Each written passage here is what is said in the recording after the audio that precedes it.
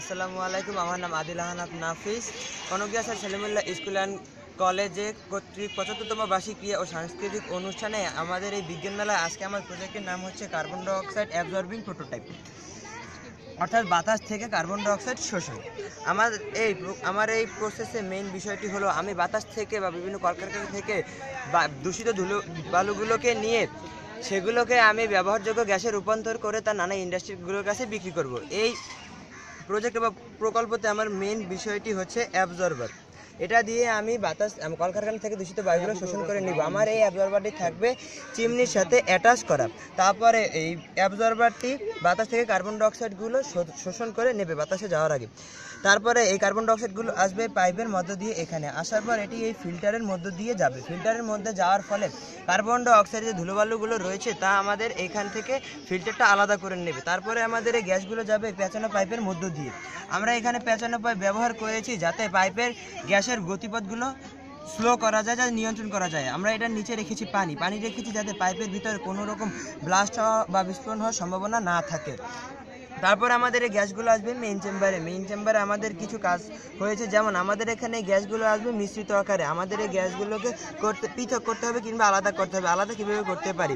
কোনো গ্যাসের critical temperature এবং ক্রিটিক্যাল প্রেশার যদি একত্রে করি তাহলে ওই গ্যাসটি তরলে পরিণত হয়। তো আমাদের এখানে যতগুলো গ্যাস রয়েছে তাদের ভিতর সবচেয়ে কম ক্রিটিক্যাল টেম্পারেচার এবং ক্রিটিক্যাল প্রেশার পয়েন্ট কম হচ্ছে কার্বন ডাইঅক্সাইডের, যেটি হচ্ছে 31.1 সেলসিয়াস তাপমাত্রা, অর্থাৎ 304 কেলভিন এবং 76 এটিএম চাপ বা 76 রেডিয়াম।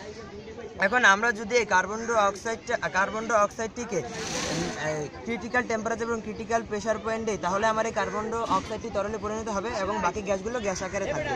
তারপর আমরা আমাদের এই লিকুইড কার্বন ডাইঅক্সাইডটাকে আলাদাভাবে স্টোর হাউসে স্টোর করব এবং এখান থেকে আমরা CH4 অর্থাৎ মিথেন গ্যাসটা পেতে পারি। এই মিথেন গ্যাসটাকে আমরা আনবো আবার এই চেম্বারে এনে আমরা এখানে দুইটি পাইপের ব্যবস্থা রেখেছি। আমরা আরেকটা দিয়ে বাহির থেকে আমরা অক্সিজেন সাপ্লাই দেবো এবং মিথেন এবং অক্সিজেন বিক্রিয়া করে উৎপন্ন হবে কার্বন ডাইঅক্সাইড। কিন্তু আমাদের নানা ইন্ডাস্ট্রিয়াল কাজগুলোতে কার্বন ডাইঅক্সাইড লিকুইডটা বেশি প্রয়োজন হয়, তাই আমরা এই কার্বন ডাইঅক্সাইডটাকে আবার এই মেইন চেম্বারে আনবো। আনার পর আমরা এটাকে আবার ক্রিটিক্যাল টেম্পারেচার এবং ক্রিটিক্যাল প্রেশার পয়েন্ট দিয়ে আমরা এটাকে তরলে পরিণত করবো। তরলে পরিণত করার পর আমরা এই তরল কার্বন ডাইঅক্সাইডটাকে বা লিকুইড কার্বন ডাইঅক্সাইডকে আবার স্টোর হাউসে স্টোর করবে। এখন আমাদের এই লিকুইড কার্বন ডাইঅক্সাইডগুলো বিভিন্ন ইন্ডাস্ট্রির কাছে সেল করার জন্য উপযোগী হয়েছে। কিন্তু আমাদের কাছ থেকে ইন্ডাস্ট্রিয়ালরা এই কার্বন ডাইঅক্সাইড কেন গ্রহণ করবে?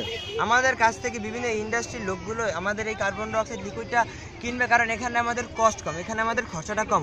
এই বিভিন্ন ইন্ডাস্ট্রির কোম্পানি যেমন কোকাকোলা, তারপর আছে বিভিন্ন অগ্নিনির্বাপক কোম্পানি, প্রাণ কোম্পানি, এগুলো ওরা কোনো না কোনো কোম্পানির কাছ থেকেই কার্বন ডাইঅক্সাইড কিনতেছে।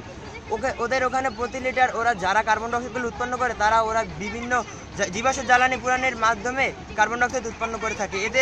এতে ওদের প্রতি লিটার কার্বন ডাইঅক্সাইড উৎপন্নতে ক্ষতি হয়, মানে খরচ হয় 60 থেকে 70 টাকার ভিতরে। কিন্তু আমাদের এখানে আমরা যে কার্বন ডাইঅক্সাইডটি তৈরি করবো এতে আমাদের প্রতি লিটারে খরচ হবে সর্বোচ্চ 12 থেকে 20 টাকার মতো কিংবা 18 টাকার মতন। এবং আমাদের এই কার্বন ডাইঅক্সাইডটা আমরা ওদের কাছে সর্বোচ্চ 50 থেকে 60 টাকার মধ্যে বিক্রি করতে পারবো এবং এটা ওরা বাইরে 100 টাকার মধ্যে বিক্রি করতে পারবে। এবং আমাদের এই পুরো প্ল্যানটি হবে একটি জন্য, মানে ফ্যাক্টরির জন্য।